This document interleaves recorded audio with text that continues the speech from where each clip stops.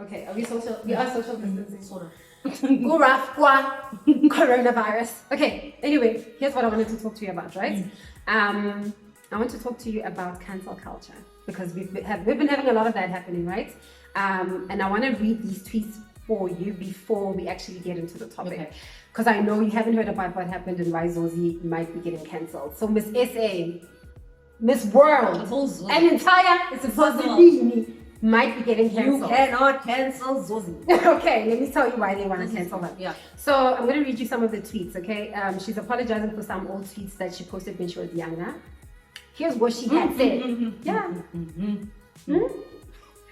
Are you already feeling like I need to protect my girl? Yeah. Don't protect the unprotectable. But I want you to judge for yourself. Yet, but I'm just like, is it possible? Is it even possible to cancel? Okay. A wholeness world. Okay, so this is also going to help you guys if you haven't read or heard about what happened. But the tweets go like this. Zozi posted in 2012. I mean, it's so long ago, guys. How old is Zozi? I don't know. 2012 would be 8 years ago. So she was 8 years from now. Yeah, like she was a teenager. Okay, she says, if one forces sex on a prostitute, is it considered rape or shoplifting? Yeah, ne? LOL. Problematic. Okay, but maybe she genuinely wanted to know. Next, in the 24th of October. Was it like a joke? Can I see the tweet? She says LOL. I'm not gonna. Okay, she said LOL. so yeah, if that's one the forces sex on a prostitute, is it considered rape or shoplifting? Okay, the next one says, very, very, very dark-skinned girls with blonde weaves looking like Duracell batteries. We see you, we're never going blonde though. I'm kissing my tweets. Like, this could be anybody. Like, I'm not saying she's right or anything. I'm just saying, like, how it could happen to any of us. Here's the last tweet. Wait, and also, how did they find this? So what's that tweet? I didn't hear it. Very, very dark-skinned girls with blonde weaves looking like Duracell batteries. So this is colorism. Right. Yeah. That wasn't right. And then the last one says, white girl's Facebook name, Samantha Josephs. Indian girl, Pooja Naidu. Black girl, Chuma Publishers Dope as Chikbandla. Very dope. It's like, it's the local Shaniqua, I guess that's what she's saying. So because of this, Zozi might be getting cancelled. I want to know, first of all, what are your initial... I'm still trying to process I'm processing, guys. Yeah, and I'm also processing what is wrong with what she actually tweeted. And as you said, this could be any of us, because sometimes we just like, we got them Twitter fingers. So what I want to know is, do you think that anything that she said was problematic? And does she deserve to be I'm cancelled worried because, number one, you guys found those tweets. Wow. Yeah, please don't. Number two, don't look through our Twitters, please. Two, I'm worried because Zozi wrote that. Yeah. Okay. But she was a child again. And are they all from 2012, all these tweets? 2012 to 2013, she was having a wild time. It's from the 21st of September 2012, and the last one is on May 2013. So it's like a year of colorism, and I don't even know what to call the prostitute one. And number three, it's because I'm understanding why this is trending right now. Okay, I understand why. Yeah. Okay, share your thoughts. Okay, I know you're still processing it.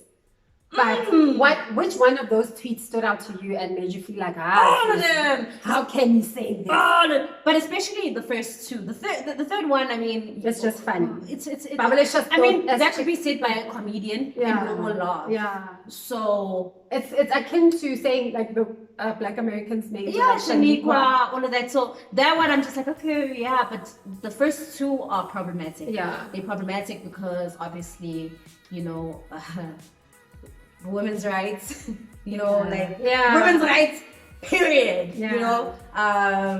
It's like looking down at like sex workers. There's so many. There's rape culture in there. There's so much. I can't. And then black shaming. Don't even know. The second one, disgusting. And why I say it could be any of us, because I know that I'm a human being. Yeah. And I am not perfect. Yeah. And I just wonder if I've ever been problematic myself and if this could happen to me. So my mind always is on like this is how I always suss out things. I'm always like, number one, shocked. Whew. Second thing is the human level and looking at the truth of the matter and looking at the fact that could be me, right? Could I, and if it could be me, could I have written something like that? Could Yeah. I? And I'm just looking at myself, and it goes to, yeah, what have I said in the past? You people gonna find me, or you guys on the internet? Oh my gosh. I think if they were to audit a lot of us, like a large percentage of us, our social media pages, you could find something that can be found to be problematic. One, because we are getting to be more and more of a sensitive people. We're very sensitive now. We know all the isms. Colorism, feminism, what it isn't. We are so aware, right, of all the lines between humanity and don't offend. So I think if you audit a lot of our pages, you might find that one day I was also laughing, saying, yo, when you're dark skinned, you've got blonde hair, you look like Duracell. Not thinking khoriki colorism, just thinking, oh yeah, that's funny, it's a funny joke, you know what I mean? Or you like the tweets that's like that, or you retweet something that might be, somebody else might find insensitive. So I think cancel culture, we need to really relook cancel culture. We need to, I think, we need to be more human in how we deal with it. Like, and understand that some things it's a joke, maybe it was insensitive, and at that age when she was a teenager she didn't even know how insensitive it was, but to now be like we're having a Zozibini cancel party over that, I think we're taking it too far. I think we're taking it very far. And Zozi is also similar to the Bianca story. We can connect the two because we love Zozi, so it's harder for you in this position to be like, let's cancel Zozi, right? Because we love her. But what about a Bianca? And that's where my thinking also went with like the third one. Like, is there a difference with a white person? If a white person saying, and I know, and then I'm from the school of we can say it, you can't say it because it's us, you know. But at the same time, I'm just again looking at the humanity of it. Like, as a human being, are we picking people? Like, what's the litmus test on this? Like, how do we determine who, again, going back to just what you were asking about cancel culture, how do we decide who we're canceling and who we are not? What is the litmus test for cancel culture? What's currently happening? So from my understanding, right, cancel culture was literally, it started off good. I think it was good. It was someone did something or said something really problematic.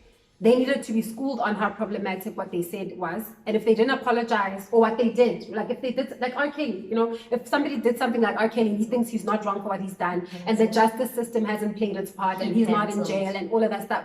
What happened is that the Twitter mob would come and say, you know what, we understand that the justice system says they're not taking you to jail. We understand that your music is still playing on the radio stations. We understand that you still have concerts, but we, the people, are no longer going to support you, and we're going to try and hurt you where it hurts. So we're going to gather. It's like a protest, but it's a digital protest. We're going to gather on the Twitter streets, and we are going to say, let's no longer play his music. Let's no longer go to his concerts. We're going to shine the spotlight on all the bad things he's doing until somehow he pays. We're going to try and make him pay. If the justice system's not going to do it, then we, the people, are going to make sure you feel that what you did was wrong, right? So it's I think it's good. It's right. It's good that people had power, and the people, it's a protest. It's a digital protest to say what you've done is wrong, and you need to pay, and you need to be aware. And we, the people, need to also spread the message to others to say, do you know that you're playing this guy's music, but he is a pedophile? Do you know? That's what it was about. So it started off well, and then it just became this thing of, if you say one wrong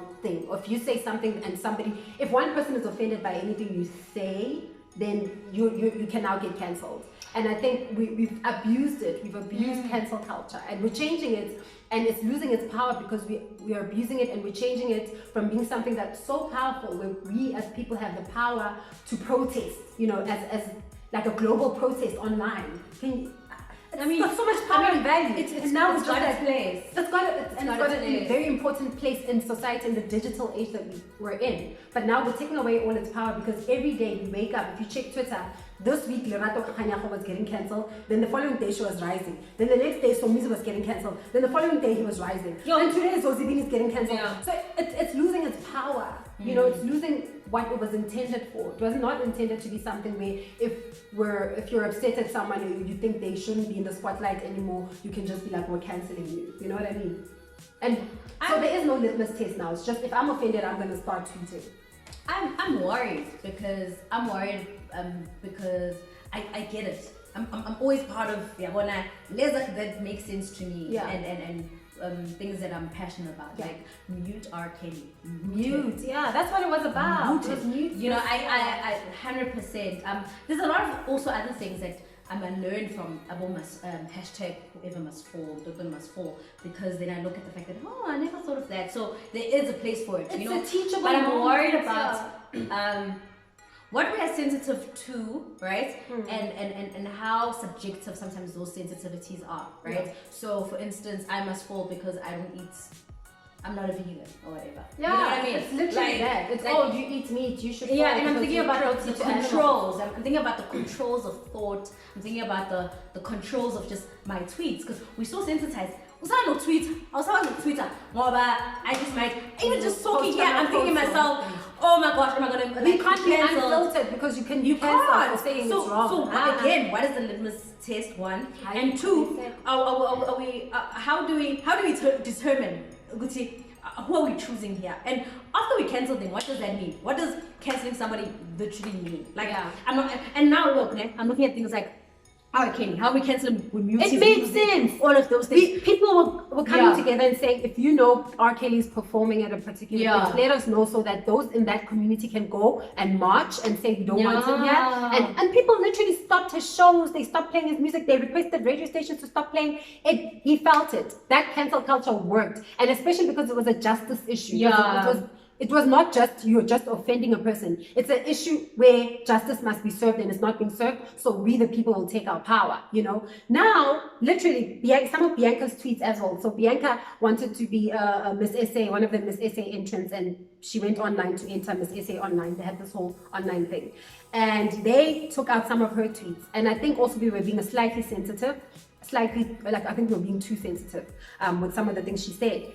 What do you mean? Don't tell me which one was the worst. What do you mean? Okay, there was one that I guess we shouldn't be laughing. Okay, she posted a picture, and I'm gonna try find and put it on our page here. She posted a picture saying that this boy, so they were taking school class pictures. That was not right. I know. And everyone had a black background, and then the black kid had a white background because obviously he's dark, so it's not going to work with the black background. And then she said he's so black they had to change the background to white. LMFAOOO. She was laughing it off 3 times, like she was dying in this moment. Should she have tweeted it? I don't think she should have. Should she get cancelled because, you know, when she was 15 or 13 or 16 she tweeted this? I don't think she should get cancelled. I think we should also allow people to be able to come back. That's what also my other question. Like, as a canceller, okay, I'm not talking about things where it's like a justice thing. Yeah. Like all of y'all who you know, outside there, you guys need to be cancelled type of thing. I get that. Like I don't know. There's so many other people, but Arakel is the first one. He's the greatest example. He's the greatest example. I mean, where even Abu Harvey Weinstein, you know, greatest examples of that. But for how long are we cancelling somebody? Forever. For how long? So Bianca, is she cancelled forever? And also, can we judge? Guys, this is what Unfiltered is about. When we asking the questions, can we judge? And I'm asking myself that as a human. Yes. Can we judge somebody and cancel somebody over a tweet made 5 years ago, over a tweet made 8 years ago? It's a question. I feel cancel culture also provides people with a platform to apologize. And I understand they think Bianca even apologizing. I think it's okay. Okay, can I also step into the apologize? Yeah. Okay, the first question would be until how long? Second question would be after you've apologized, does it cancel the cancellation? Yes. If we agree, if we like you enough, if we agree. Okay, so if Bianca, see, if Zozi comes back and she says, which I'm sure she will do, I'm sure they are coming up with a very nice argument. I am so sorry, guys. What I said was very problematic. I was a child, and when you know better, you do better, and also and she gives us a nice apology. Okay, it's fine. It's over. Thank you. That's all we want. We want you to acknowledge that you are aware that what you did was wrong, right? Now the problem is with something like Bianca, when people are like, no, what she was saying was racist. We cannot forgive racism. Even if maybe she was racist, maybe she's no longer racist anymore. Do you not forgive her? What if she was as a child, but now she's no longer racist? You know what I mean? Like, so they become a bit more sensitive because it's a racism issue, and we're very sensitive to racism. But for people like Zozi and the likes, or even somebody who says something that is I don't know how many times AKA has said the most problematic things, and he comes back, he apologizes, we forgive him, we move on. I think sometimes as a human, you can be in a mood and you can say something that comes off the wrong way. If you come back and you say, sorry, this came off the wrong way, that I meant was, or I'm sorry, this was wrong, I apologize to all the people that were offended, I think we do forgive. Cancel culture has forgiveness culture. It's tricky. No, I forgive. I don't think this. But Bianca apologized. Bianca, that's why when it comes to racism. No. I think racism. Racism I get. So are we also saying that somebody cannot be? Guys, I'm asking questions and I'm on different spectrums of this, right?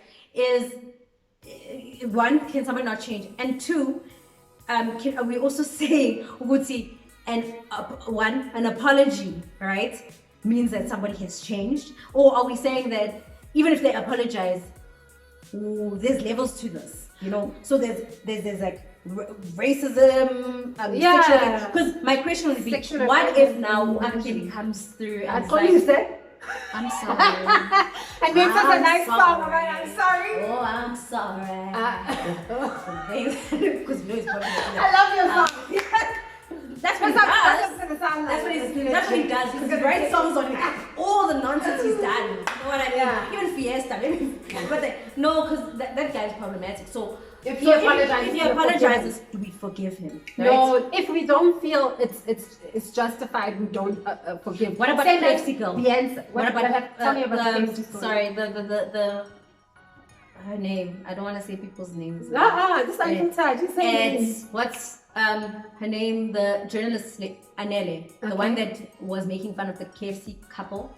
Yeah. And then I think we'll put up that tweet. Yeah. But she said, and then that whole KFC, and then we all came through and we were for the KFC couple. Well, she apologized. Right? No, it's fine. She she or he. It's a she. Yeah, she apologized. She's happy. Yeah. This just makes because and then Twitter is bipolar as well. One day, as I said, we woke up on Monday. Yeah. It was cancel Lerato. The first day it was Lerato must rise. Yeah. Twitter is very bipolar and very emotional. So I do believe there's a place for people when they apologize and they acknowledge what they've done. There is a place for them to be forgiven, depending on the issue. If it's a racism issue, chances are you're not going to be forgiven because we don't forgive racism. If it's a rape issue, chances are you're not going to be forgiven because we do not forgive rape. Some things are like justice and humanity. You've trampled on humanity. Others, you've just made a bad joke saying, how can you apologize at KFC? I wouldn't accept that. And then people got angry and they cancelled you. You come back, you say, I'm so sorry guys, I was very insensitive. We forgive you. It was a bad joke. That's where I stand. That's where I stand. I think we've got forgiveness culture. I don't know. Just name the people that you've forgiven. I forgive Anele. No, okay, you. But now you even know. It's you on behalf of a country of Twitter. Of black. You know what I mean? Black Twitter, black Twitter. My only thing, I'm not saying that we haven't forgiven. I'm just asking questions and I'm wondering. My biggest thing is like, I'm just always asking myself all these questions because I know number one, it could be me, right? That is on that must fall. You saw must fall. Yeah. But you know what I mean? And also to what extent, like when do we really forgive people, and what is the basis of this forgiveness? And also when I'm cancelled, how long are you cancelling me for? Because I think her tweets are now protected and she's gone, I know that. Oh. I think she's still online. I think she still is, but her tweets are protected, and we've sort of forgive. You know what the thing is? Black Twitter is bipolar. So after 3 days, most of the time they've even forgotten what you've done. If it was something small, they forget. My thing is also, can the forgiveness from all of us, because I'm part of Black Twitter, right? Can the forgiveness level? We are one. Can our forgiveness levels and our must fall levels be the same? No, I don't have time. We've moved on. We're talking about other topics. We don't want to hashtag forgive her today, guys. Forgive her today. But the question is should cancel culture be cancelled? Should cancel culture be cancelled? That's what I want to leave you guys. And also, for how long are we cancelling somebody? And 3, do you agree that there is forgiveness? I don't know. I want to know. But let the people decide. You decide. Should cancel culture be cancelled?